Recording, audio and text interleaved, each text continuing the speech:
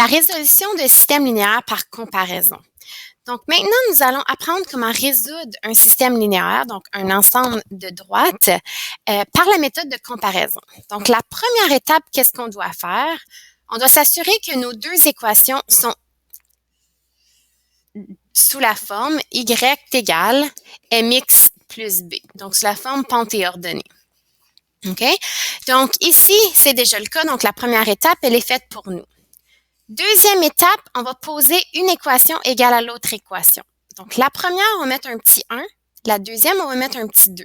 Donc, on va poser y1 égale à y2 parce qu'on veut comparer et on veut savoir quand est-ce qu'une équation est égale à l'autre, donc le point d'intersection. Ensuite, on voit que y1 est égal à 2x plus 1. Donc, on va remplacer y1 par 2x plus 1. Ensuite, y2, on sait qu'il est égal à x moins 2, donc on va remplacer y2 par x moins 2. Ça, c'est ma deuxième étape. Ensuite, comme troisième étape, on va regrouper les termes semblables. Donc, 2x avec le x et le plus 1 avec le moins 1. OK? Donc, si j'amène le x de l'autre côté, il devient donc négatif. Et si j'amène le plus 1 de l'autre côté, il devient donc négatif. J'évalue et je simplifie. Donc, 2x moins x, il m'en reste seulement qu'un. Et moins 2 moins 1, il me reste moins 3x. J'ai donc trouvé la valeur du x de mon point d'intersection des deux droite. OK? Donc, mon point d'intersection, c'est une coordonnée x, y. Mon x est égal à moins 3 et il me reste le y à trouver. OK? Donc, pour trouver le y, qu'est-ce qu'on va faire? Je vais prendre le moins 3, je vais le remplacer dans une de mes deux équations. OK? Tu choisis laquelle, ça va donner la même réponse. OK? Si je prends la première, je vais remplacer le x. Je vais remplacer le x par moins 3 et je vais évaluer. OK? Donc, ça ici, c'est une égalité. 2 fois moins 3, moins 6 plus 1. Très important de toujours suivre P de masse. Ensuite, moins 6 plus 1, moins 5. J'ai donc trouvé la valeur du y de mon point d'intersection. Et voilà. OK? Donc, maintenant, vérifions si notre réponse est bien de façon graphique. OK? Ici, pour la première droite, j'ai 2x plus 1. Plus 1, c'est mon ordonnée à l'origine, donc je vais le placer. Et mon 2, c'est ma pente. Donc, qui veut dire je monte de 2 et j'avance de 1. Je monte de 2 et j'avance de 1. Ainsi de suite. OK? Donc, très important de faire nos petits points pour s'assurer que notre droite est précise. Et pour la deuxième droite, on fait la même chose. Mon ordonnée à l'origine est moins 2, donc je fais mon point à moins 2 sur l'axe DY. Et ma pente, c'est 1, vu que j'ai pas de chiffre devant le X, on sous-entend que c'est 1. Donc, on monte de 1, avance de 1. On monte de 1, avance de 1, ainsi de suite. On trace nos points pour pouvoir faire notre droite. Et voilà. OK? Et on peut confirmer que notre point d'intersection est à moins 3, moins 5. Donc, voilà pour la méthode de comparaison. OK? Donc, faisons un autre exemple ici. OK? Donc, ici, la première étape, on prend notre première équation et on isole le y. Donc, on envoie le 3y de l'autre côté. Il devient donc négatif. Moins 3y plus 12. Si je veux isoler le y, je dois diviser par moins 2. M'assurer d'éliminer le moins 2 au numérateur. J'ai donc y égale moins 3 sur moins 2 devient 3 sur 2 parce que 2 négatifs fait 1 positif. Et plus 12 divisé par moins 2 donne moins 6. Voici ma première équation. Pour ma deuxième équation, je fais la même chose. J'envoie le x de l'autre côté. Il devient négatif. Donc, moins x plus 8. Je divise par moins 2 partout afin d'isoler le y.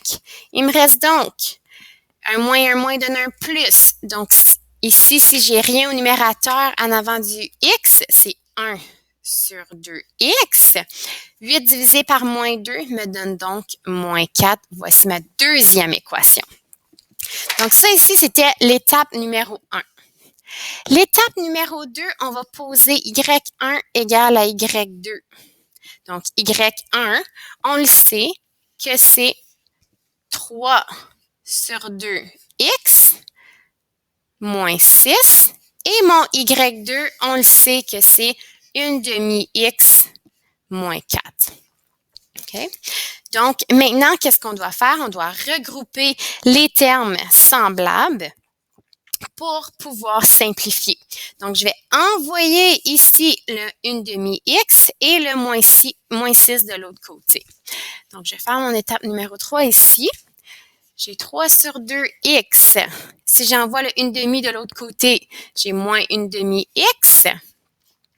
Et si j'envoie le moins 6 de l'autre côté, j'ai plus 6 de l'autre côté.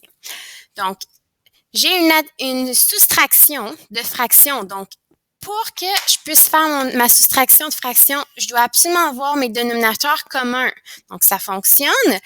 Ils sont communs. Donc, je peux soustraire mes numérateurs. Donc, 3 moins 1, j'ai 2. Et le dénominateur reste pareil, 2. L'autre côté, j'ai moins 4 plus 6 qui me donne 2. Donc, 2 sur 2, ça me donne 1. J'ai donc x qui est égal, donc ça s'annule, est égal à 2. J'ai trouvé la réponse de mon x, de mon point d'intersection. Donc, je peux le noter ici. Point d'intersection. C'est 2 et on doit trouver le y. Pour trouver le y, on doit remplacer le x dans une de nos deux équations qui sont isolées. Donc, si je prends y1, qui est égal à y1 égale à 3. Oh. Bon. 3 sur 2x moins 6. Je remplace le x par 2.